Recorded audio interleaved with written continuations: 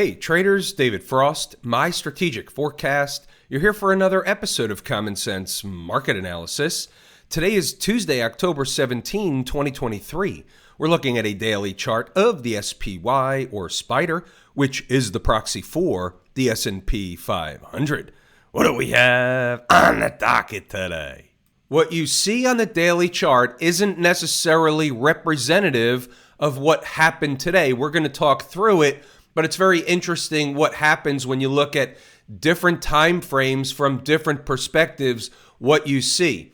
What's the first thing that's jumping off the page on us at the daily chart is the running sideways underneath the convergence of the 150 period moving average. Nothing more, nothing less. Tomorrow happens to be somewhat of an on-time type of situation. Doesn't guarantee a move up. However, it is an on-time type of situation on the daily chart.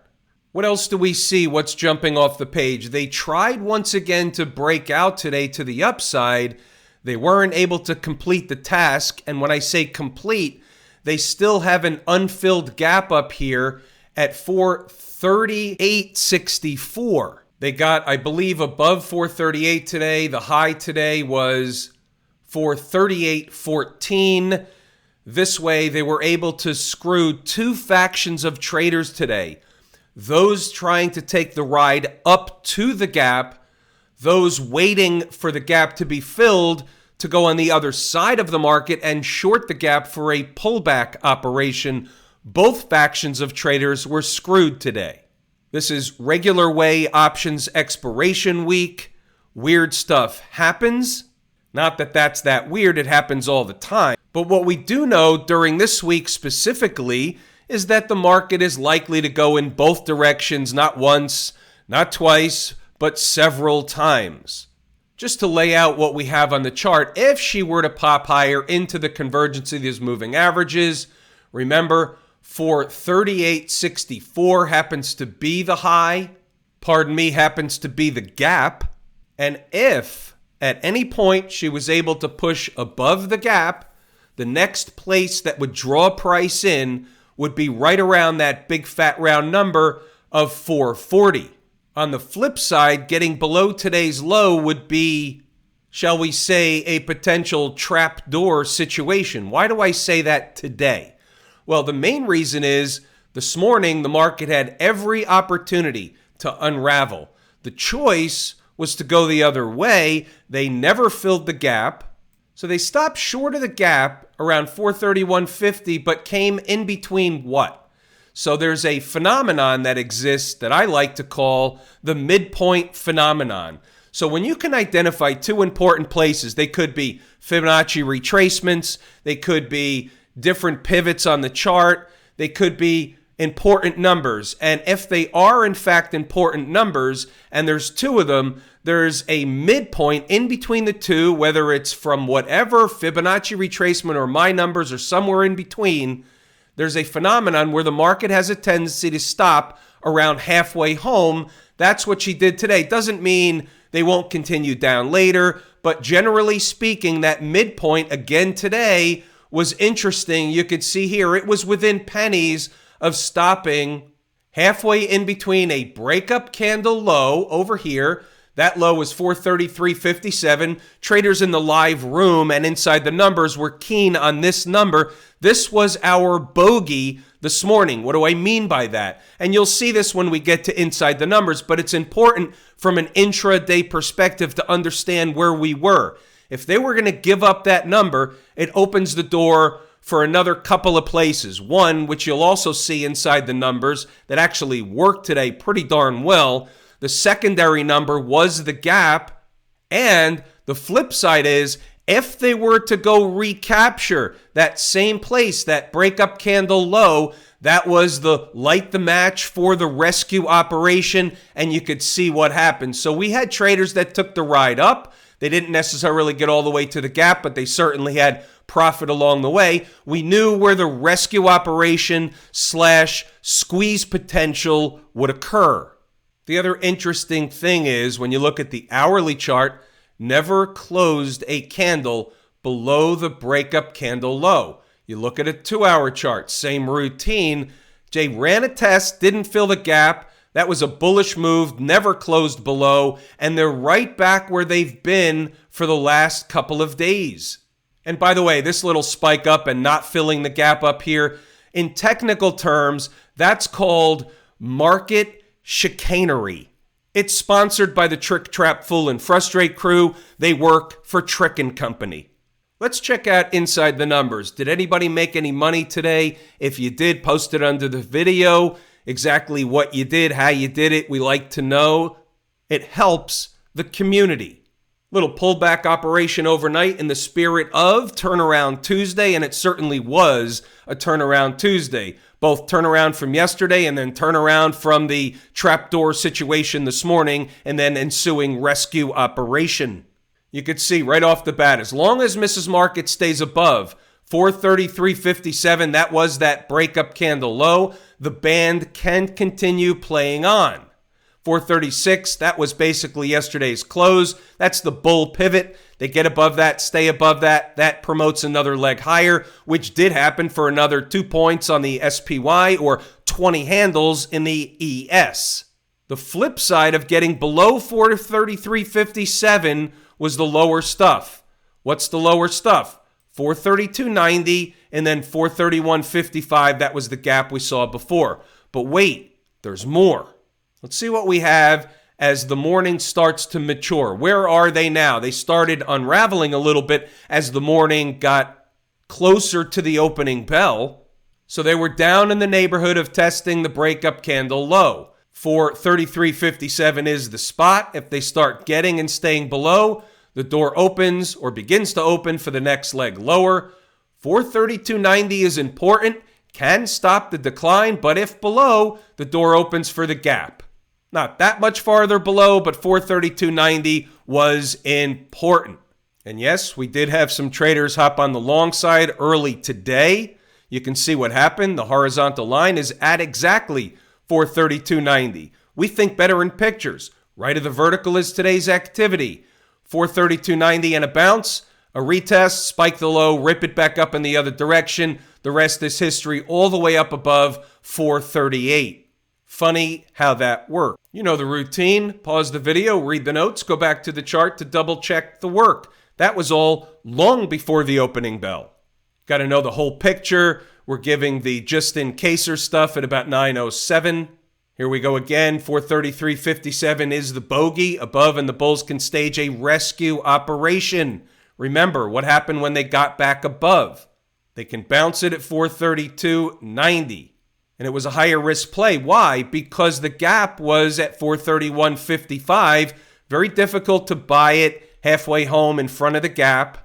And what I did in the live room today, and this is very interesting, I almost did everything except beg traders not to short the market when it was already down, saying it's going to rip back up in the other direction more often than not before they get to the gap. And I said it multiple times, and there's no doubt we kept many, many traders out of trouble who would have normally shorted it to get down to the gap. It's not an easy trade. It's a very difficult trade. It doesn't work the large majority of time for the large majority of traders. I was almost standing on my head begging people not to do that. 931, bounce off 432.90. Overhead resistance is yada yada. It's all in here. Pause the video, read the notes, go back to the chart, and double check the work. Just wanted to highlight the fact that the numbers work. You can read the notes. If you're an intraday trader, you should be double checking the work. You should say, hey, is there something here that I could benefit from? Let me actually take the time to look at the numbers, look at the notes, read the commentary, look back on the charts, see what happened, and say, hey, is there something here? You'd be surprised. And by the way, those traders that were long knew where to get out of the long. Where? Below 436 would not be good for the bull case. That was when they already ran up and opened the door for another shakeout operation. That was at 12:05. Market topped out about 12:30, and once they got below 436, it was lights out for another shakeout operation. So it was everything you could have possibly needed to know to have success today on either side of the tape. Stocks on the move today, we had 3 on the board. 2 jumped their target, meaning they opened actually below everything. That was when the market was melting down as the opening bell approached. The numbers got skewed, everything opened below, and therefore there were no trades today from stocks on the move. However, I do want to show you the chart of NVIDIA because it's very interesting. A couple of things on NVIDIA. So these are the numbers that were on the board. It opened below all of them, so there was no trade. But look at the high in the first candle of the day. 441.79 against 441.95. They failed. They tried to recapture it. They did. Where was the high of day? Right around the first number, and then they came back. Just goes to show you that even if below or above, no matter what, it's not support or resistance. They're important numbers, and they become support or resistance depending on whether price is above or below. But wait, there's more. We always have some traders in the live room interested in trading NVIDIA, so we were watching it and they wanted additional numbers. Where is the number? Where can we buy NVIDIA? Where is support? That was a number I gave them. They actually went a little bit lower, spiked 425, but we had traders that took that rip-roaring rocket ride away from 426, 425. Nice trade. It pays to be in the live room.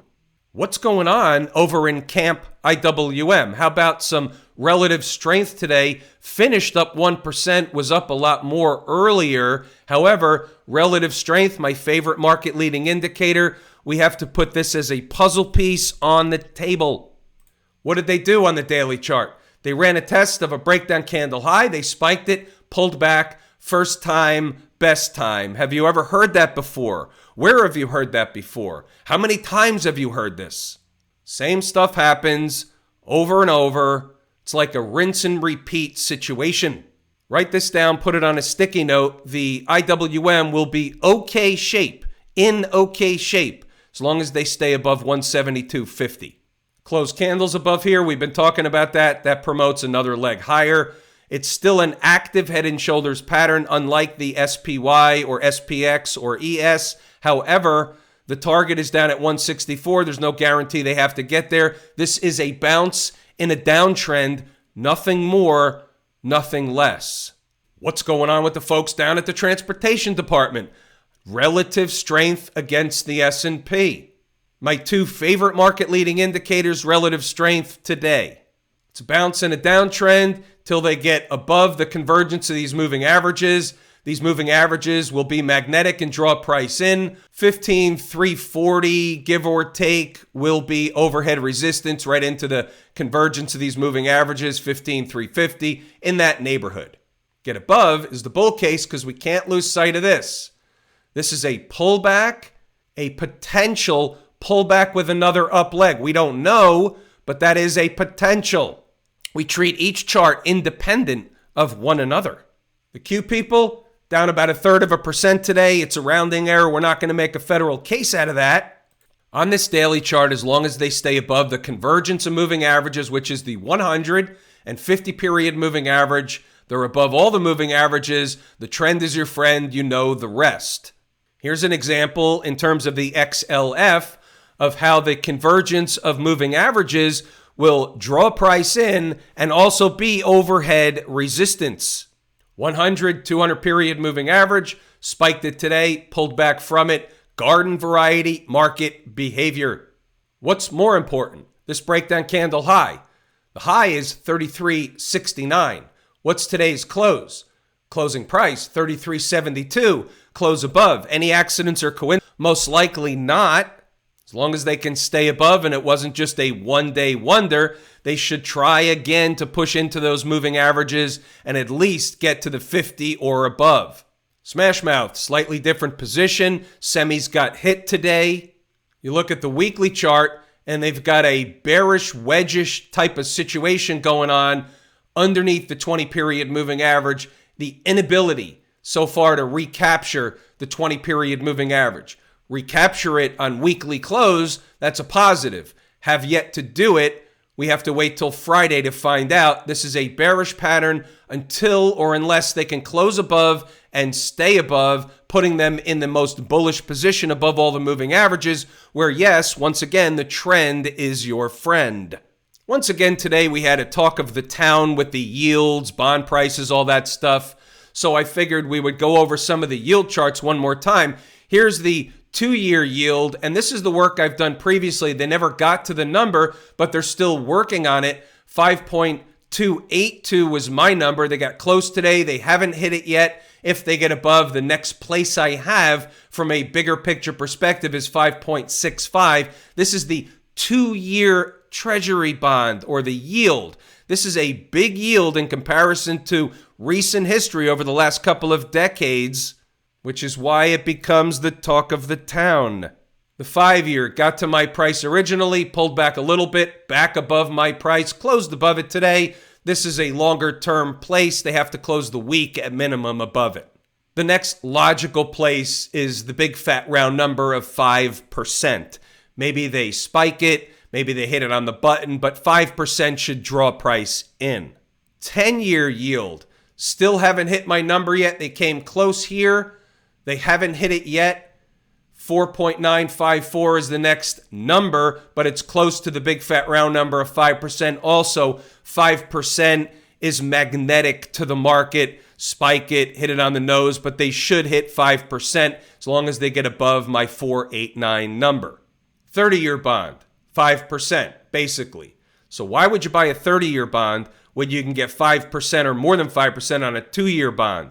Therein lies some of the problems. We're not going to get into the whole inverted yield curve discussion and all that stuff. However, you could see it with your own 2 eyes.